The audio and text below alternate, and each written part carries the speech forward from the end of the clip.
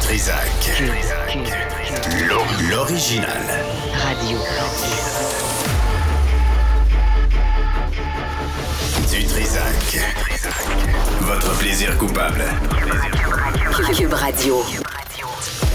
Bonjour tout le monde, 12 octobre 2023, c'est jeudi. J'espère que vous allez bien. Plus tard dans l'émission, on va parler des parents, au comité de parents dans les écoles. On avait prévu une entrevue, tout le monde s'était entendu avec la Fédération des directions d'école. Là, tout à coup, hop là, on veut plus commenter, justement parce qu'il y a matière à commenter. Alors, ils se sont désistés. On nous a répondu, Fédération des directions d'école, étant donné la situation de l'école des Échos et le fait que le centre de services scolaires soit en vérification des événements, nous n'irons pas commenter pour le moment en attendant d'avoir des informations supplémentaires.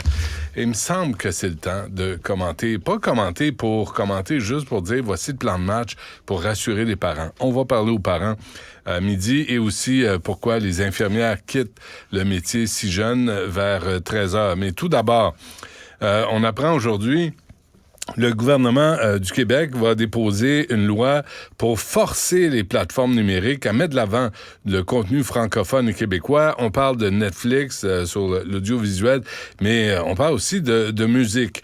Avec nous, Ève Paré, qui est directrice générale de la DISC, qui est l'Association québécoise d'industrie du disque, du spectacle, de la vidéo. Je ne le répéterai pas, c'est trop long. Madame Paré, bonjour. Bonjour, M. Dutrisac. Merci d'être avec nous. D'abord, quand on entend le gouvernement du Québec, tu sais, dire forcer, disons, Spotify à proposer plus de musique québécoise francophone, comment vous réagissez quand vous lisez ça, vous? Ben, je l'ai appris ce matin dans les journaux, tout comme vous. On sort d'une longue période de débat au fédéral sur le projet de loi sur la radiodiffusion qui poursuit essentiellement les mêmes objectifs, là, c'est-à-dire d'accroître la visibilité de nos contenus et le financement par les plateformes là, de l'industrie de la musique. Donc, ces discussions-là s'inscrivent dans un enjeu auquel on fait face depuis plusieurs années, c'est l'absence de nos contenus sur les plateformes. À l'époque du marché du disque, là, quand on allait chez le disquaire, C'était un disque sur deux qui était un disque québécois qui était acheté par les consommateurs d'ici. Aujourd'hui, en streaming, quand on parle de musique québécoise ou peu importe la langue, le part de marché est à 6%. Donc, il y a vraiment un effondrement. Donc, de là, la nécessité d'intervenir pour assurer la place de nos musiques dans le cœur des Québécois. Hey, c'est pas des farces, c'est même pas 1 sur 10, là. Tu sais, c'est fou. Et la belle époque là, de rentrer dans un magasin de disques, mais sérieusement, de voir les pochettes de disques avant même les CD, ou même les CD, puis de voir qu'il y avait des propositions de musique québécoise, peut-être qu'on n'avait pas vu, puis d'explorer, puis d'écouter. Il y avait des stations d'écoute aussi. Là, on n'a rien comme ça là pour faire la promotion de la musique québécoise. Il y a plusieurs façons de faire la promotion de la musique québécoise, que ce soit par la radio, qui est encore un médium de choix pour la découverte musicale, que ce soit la télévision, les émissions musicales sont aussi des beaux endroits de découverte, mais il y en a de moins en moins. OK, 2-3 affaires, Mme Paré. Vous parlez des émissions. Comment vous réagissez, vous, quand vous regardez une émission québécoise avec des fonds québécois qui utilisent de la musique américaine ou étrangère pour mettre un fond musical là, à cette fiction-là? Est-ce que vous vous dites, sacrément, il me semble qu'il y a plein d'options dans la musique québécoise pour nos fictions à nous? C'est une belle occasion ratée, effectivement, de découvrir de nos contenus, qu'on pense aux œuvres qui sont inscrites dans des contenus audiovisuels, que ce soit dans les espaces publics. Je pense que tous doivent contribuer au rayonnement de la musique québécoise. Écoute, j'ai même pas prévu ces questions-là, là. Mais quand vous magasinez, vous, Mme Paré, là, vous rentrez dans vous faites mention de ça, là, vous entrez dans un commerce de vêtements de guenilles. Tout le monde s'habille, tout le monde achète de la guenille. Puis là, vous entendez toujours les mêmes 23 maudites tunes en mode, là. Puis jamais, rarement, on entend de la musique québécoise dans les commerces. Mais je pense que, incluant le monde des affaires, tous avons une responsabilité à promouvoir la musique d'ici. Vous n'avez pas été consulté? Pas sur l'annonce de ce matin. Ça n'a pas l'air à faire votre affaire, ça? On espère prendre part au dialogue très rapidement, effectivement, là, savoir de quoi il en sera, parce qu'on n'a pas de détails. Non, mais sur dites-moi la vérité, Mme Paré. Dites-moi la vérité, là. Vous avez lu ça ce matin. Comment vous avez réagi? Vous avez dit, comment ça? Personne ne nous parle. Nous autres, à la 10, vous représentez les entreprises, les créateurs, vous représentez l'industrie. C'est pas vrai que personne ne nous parle. On est constamment en dialogue. Sur l'annonce de ce matin, je vous avoue que j'étais un peu surprise d'apprendre qu'il y avait des intentions de légiférer. Je suis très hâte de voir quel en sera le contenu, mais je suis assez convaincue qu'il y aura des discussions dans les prochaines semaines à ce sujet-là. Mais légiférer pour forcer Spotify ou Netflix, qui sommes-nous? Nous, les trognons québécois, face à ces méga compagnies multinationales, milliardaires, pensez-vous vraiment qu'on a un levier de négociation? Faudra voir le contenu du projet de loi pour savoir de quelle façon ils entendent s'y prendre. Mais ce que je peux vous dire, c'est qu'on vient de sortir de plusieurs années de débats avec les plateformes au fédéral, avec le projet de loi sur la radiodiffusion.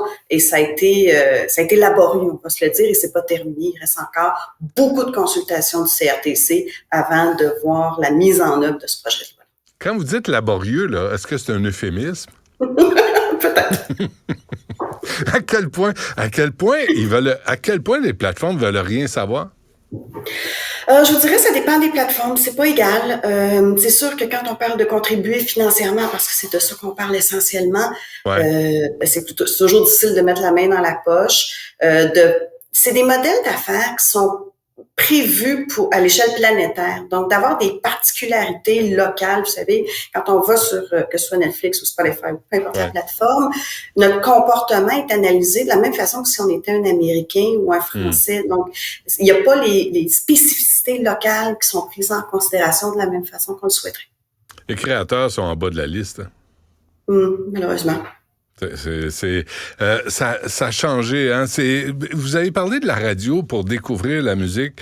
Ça fait longtemps que je dis la même affaire. Puis là, je suis content de vous avoir, Mme Paré, parce que je pense des fois je suis un cabochon puis je ne le sais pas moi-même. Mais je vous propose que ma réflexion là-dessus, au lieu de s'en prendre, on peut bien s'en prendre à Spotify là, qui va nous écraser avec leur pouce. Mais on aurait quand même un levier de négociation avec au Québec, là, les Virgin, The Beat 92.5, Chaume FM, toutes ces radios musicales anglophones au Québec qui n'ont pas de quota de musique francophone. Les radios francophones en ont, mais les radios anglophones n'en ont pas. Vous trouvez pas qu'il serait temps d'agir là-dessus? Ça serait un levier, effectivement. Est-ce que c'est le plus efficace? Je ne serais pas en mesure de vous répondre aujourd'hui. Vous savez, la radio, quelle qu'elle soit, là, anglophone ou francophone, est en concurrence aussi avec les plateformes. Et on le sait, les jeunes écoutent moins la radio que vous et moi. Ouais. Donc, est-ce que c'est la radio le meilleur levier de découverte? Je pense que c'est l'ensemble de l'écosystème qu'il faut regarder. Ouais. Non, c'est clair de la radio. C'est pour ça que nous, on est sur le web. Parce que les jeunes, mais effectivement, les jeunes écoutent. Nous, on travaille en balado, puis chaque segment devient balado parce que les jeunes vont chercher exactement ce qu'ils veulent, mais ils sont dans des chambres d'écho, puis ils se parlent entre eux, mais ils découvrent jamais rien, là. C'est toujours la même liste de platitudes de robotique à l'ordinateur, mal chanté, mal joué, mal foutu, qu'ils écoutent, puis ils trouvent que c'est extraordinaire. Puis c'est pour ça que le projet de loi, dont je vous parlais tantôt, le projet de loi sur la radiodiffusion, a deux objectifs. Hein. Puis un de ces deux-là, c'est de mieux mettre en valeur le contenu d'ici, que ce soit le contenu canadien, le contenu francophone, pour qu'on soit capable de rejoindre davantage nos publics. À quel point nos créateurs crèvent de faim?